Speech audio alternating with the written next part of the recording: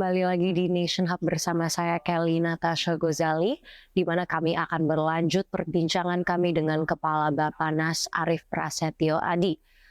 Oke Pak, nah saat ini gimana nih Pak, apakah ada perlakuan import untuk cadangan pangan nasional saat ini Pak? Iya, untuk sementara kalau ayam kita tidak impor, telur kita tidak impor, bawang merah tidak, eh, cabai juga tidak. Jadi sebisa mungkin apa-apa yang bisa diproduksi di dalam negeri itu sebenarnya lebih baik kita tidak import gitu ya. Tetapi manakala kebutuhannya lebih tinggi daripada produksi dan kita harus menyediakan pangan-pangan strategis kepada masyarakat, pilihan tersulit tetapi harus dikerjakan ya memang import. Tetapi import ini harus terukur. Jadi perintahnya itu import yang terukur yang tidak mengganggu petani. Ya, kalau sekarang didengar ada import misalnya beras atau import gula tetapi tidak mengganggu harga gula, harga tebu, harga padi di tingkat petani. Jadi semuanya terukur. Dan importasi ini sangat terbatas, hanya dilakukan oleh BUMN dan itu untuk beberapa kegiatan yang memang harus dilakukan pemerintah seperti stabilisasi, kemudian daerah rentan rawan pangan, kemudian stunting dan lain-lain ya. Oke, mengenai penyerapan hasil produksi petani, komoditas apa saja sih yang penyerapannya paling tinggi dan maksimal Pak? Kan kita sudah mulai dari awal adalah beras ya, padi, kemudian gula. Gula itu tebu rakyat ya, diambil oleh pabrik-pabrik gula. Kemudian sistemnya ada dua, bisa pembelian langsung ya, satu lagi sistem bagi hasil. Mana-mana silahkan diberikan kesempatan kepada para penggiling gula, kemudian bagaimana teman-teman di penggilingan padi supaya bisa mengikuti regulasi yang sudah dibuat oleh Badan Pangan Nasional.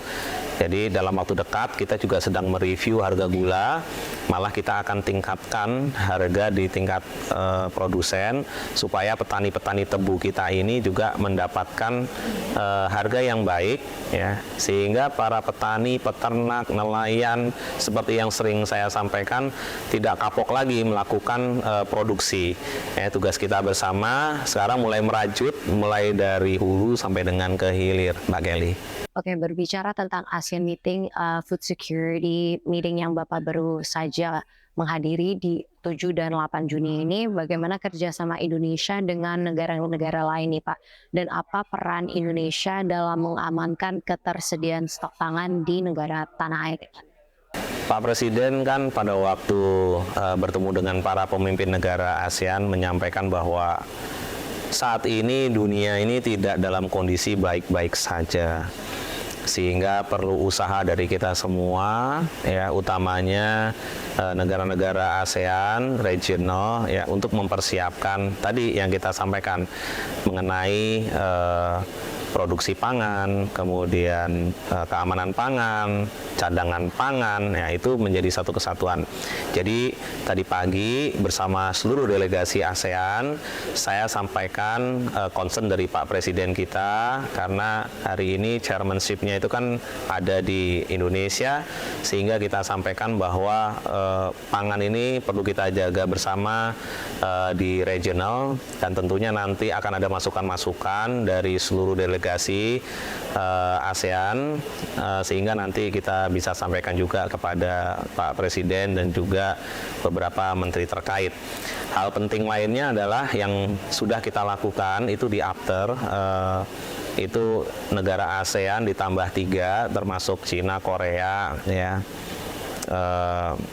Tiongkok ya, itu kita siapkan misalnya cadangan pangan beras in case terjadi misalnya malapetaka, disaster dan lain-lain, itu stok yang dimiliki itu bisa untuk mengcover area-area di negara-negara ASEAN plus 3 tadi. Oke Pak, berbicara tentang ASEAN Meeting Food Security yang Bapak baru saja hadiri dan diadakan dari 7 hingga 8 Juni 2023 ini, bagaimana kerjasama antara Indonesia dengan negara-negara lain dan apa peran Indonesia dalam mengamankan ketersediaan stok di tanah air? Iya kan beberapa waktu lalu kita juga dibantu Vietnam, dibantu Thailand gitu ya, untuk beberapa produk. Salah satunya gula, kemudian kalau yang terakhir adalah beras gitu ya. Ini memang kita ada kerjasama ASEAN, juga ada kerjasama bilateral. Nah, yang kita ingin sampaikan adalah kita ini sebaiknya memang ke depan harus fokus. Produk-produk apa yang memang kita bisa sufficient, kita bisa produksi, kemudian negara tetangga kita bisa memproduksi apa, ya, sehingga kita bisa bertukar atau kita melakukan trading, ya.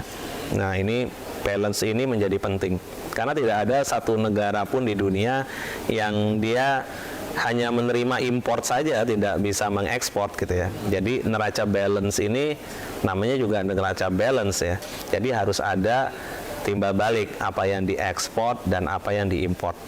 Dan untuk negara-negara besar juga tidak tabu untuk melakukan importasi, utamanya produk-produk yang tidak ada di negaranya. Jadi Tuhan itu sudah membagi mana daerah tropis, mana daerah subtropis, ya, sehingga kita bisa melakukan perdagangan. Nah, keseimbangan itu tentunya dapat diatur oleh Menteri Perdagangan dan juga Kementerian Pertanian dan Badan Pangan. Apabila produk-produk ini memang sudah bisa 100% diproduksi di Indonesia, tidak perlu kita import. Jadi kita mesti kasih statement bahwa kita harus punya ketahanan pangan yang berbasis kemandirian dan kedaulatan pangan. Itu pesannya teman-teman di Komisi 4 ya, seperti Ketua Pak Sudin dan beberapa anggota DPR, bahwa yang paling ideal adalah ketahanan pangan tetapi berbasis kemandirian dan kedaulatan pangan.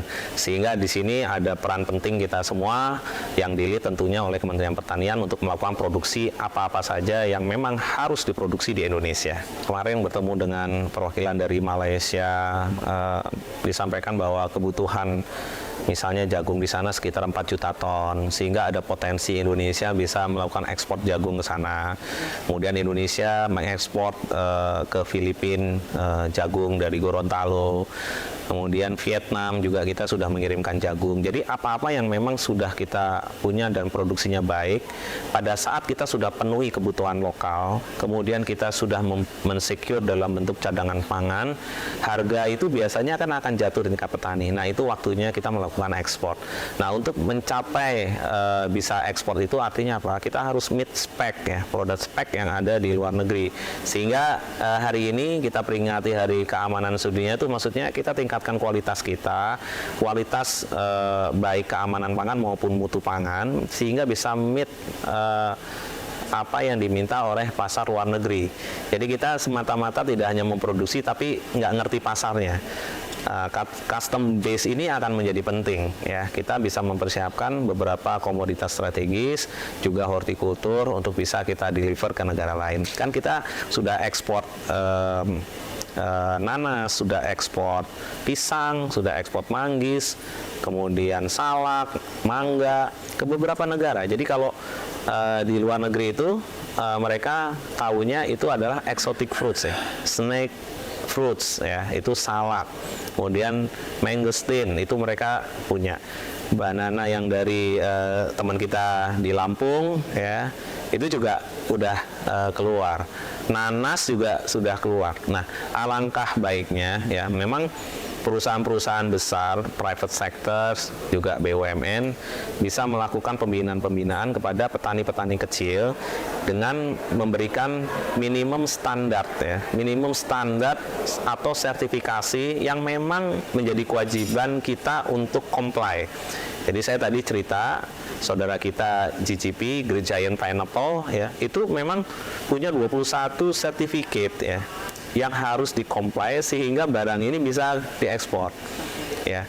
Jangan sampai kita punya barang banyak tapi nggak bisa diekspor karena standar keamanan pangan dan mutu pangannya ini tidak bisa memenuhi apa menjadi kriteria negara-negara terutama seperti Singapura, Jepang, Korea dan beberapa negara lainnya. Jadi memenuhi food safety certification juga. Comply, ya. Oke Pak, bisa kasih kita gambaran nggak ya komoditas pangan Indonesia di tahun 2024 ini gambarannya gimana nih Pak? Ini yang memang challenge kita bersama dan harus kita selesaikan bersama. Jadi pangan-pangan strategis itu harusnya kita cadangkan. Kemudian kerjasama antar daerah, daerah surplus, daerah yang produsen, juga ke daerah konsumen atau yang defisit, ini juga perlu ada kerjasama antar daerah sehingga setiap hari Senin Menteri Dalam Negeri Pak Tito Karnavian mengumpulkan seluruh kementerian terkait dan lembaga, juga 514 kabupaten kota, gubernur ya untuk sama-sama melakukan kerjasama antar daerah tadi. Kemudian yang berikutnya lagi bahwa setiap pemimpin daerah, bukan hanya pemerintah pusat, itu memang wajib ya untuk mengurusi pangan di daerahnya masing-masing. Sehingga kalau warganya itu overproduction, itu sudah bisa bekerjasama dengan daerah lain yang defisit.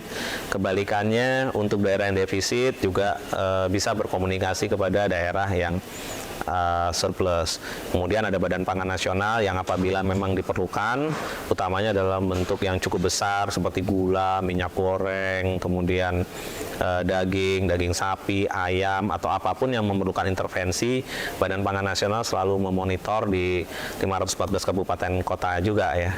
Jadi perintahnya Pak Presiden, sebaik-baiknya kita jaga inflasi, jangan sampai lebih tinggi daripada pertumbuhan ekonomi.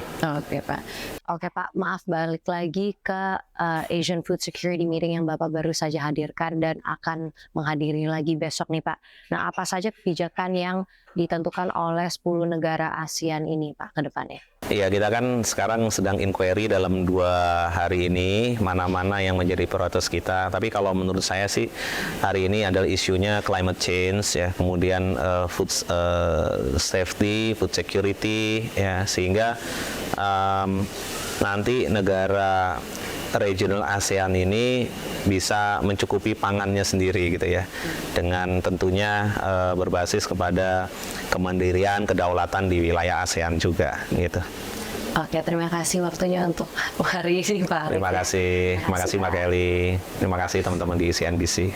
Upaya pemerintah untuk menjaga kestabilan harga di Indonesia terus berlanjut. Nah, salah satu strateginya adalah dengan melakukan kerjasama bilateral antara para negara-negara ASEAN. Nah, diharapkan dengan commodity exchange antara negara ini, kestabilan harga dan ketersediaan stok pangan khususnya untuk bahan pangan pokok di Indonesia akan menjadi kenyataan. Nah, selain itu, pemerintah juga terus melakukan upaya untuk mengurangi impor dalam negeri. Dari Bogor, Tim Liputan CNBC Indonesia.